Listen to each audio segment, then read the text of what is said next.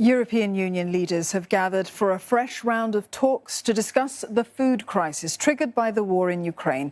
Now, this time, they're seeking ways to bypass the blockade on food exports, which Moscow imposed on Ukraine's ports. This comes after the bloc agreed to a partial ban of Russian oil imports. Leaders are expected to call on Moscow to stop its attacks on transport infrastructure and lift curbs on the Black Sea ports. Ukraine says that there are more than 20 million tons of grain stuck in the country, and that's fueling a global food crisis. Russian President Vladimir Putin has said that he would be willing to help ease concerns, but only if sanctions on his country were removed. Rosie Bircher joins us live now from Brussels for more. Rosie, Russia's been accused of using food as a weapon in Ukraine. What kind of measures are EU leaders planning to take to ease the grain blockade?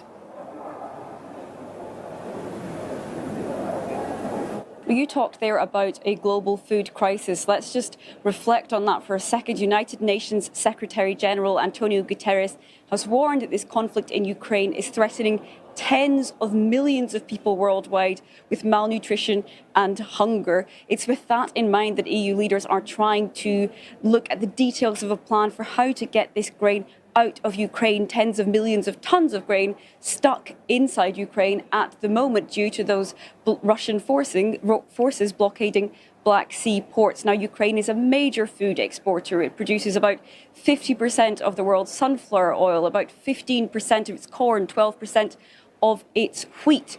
What EU leaders have in mind is trying to find alternative export routes through the European Union to get these food products out. That could be by land, could be by rail, by river. Some of those Ukrainian grains have already been exported through ports in Romania, some already getting out through train lines in Lithuania. But this is a huge task. It's very logistically difficult.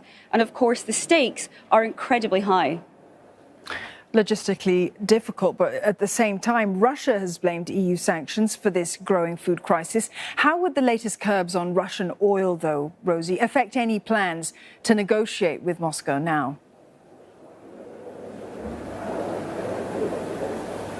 Well, indeed, Moscow has already reacted to this latest plan for a partial oil embargo to be imposed on Moscow by the European Union as part of these latest sanctions. A Russian official is saying that he believes that the EU is trying to target ordinary people in Russia with these sanctions. Now, the European Union, on the other hand, says the goal of these new sanctions and all the sanctions it's imposed on Russia so far is to tighten the screws on the Kremlin's ability to finance this war. And on his way into talks this morning, Latvian Prime Minister Krišjānis Kariņš argued that the tougher the sanctions are, the quicker the war will end. So that's what EU leaders have in mind with these new sanctions. That's their goal here. But of course, so much uncertainty for Ukraine lying ahead. Ukraine would like tougher sanctions still. It would like the European Union to go further than this partial oil embargo and to impose an embargo on Russian gas.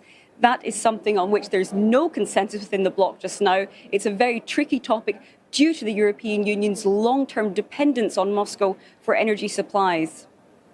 Rosie, thank you for that update. Rosie Bircher there in Brussels.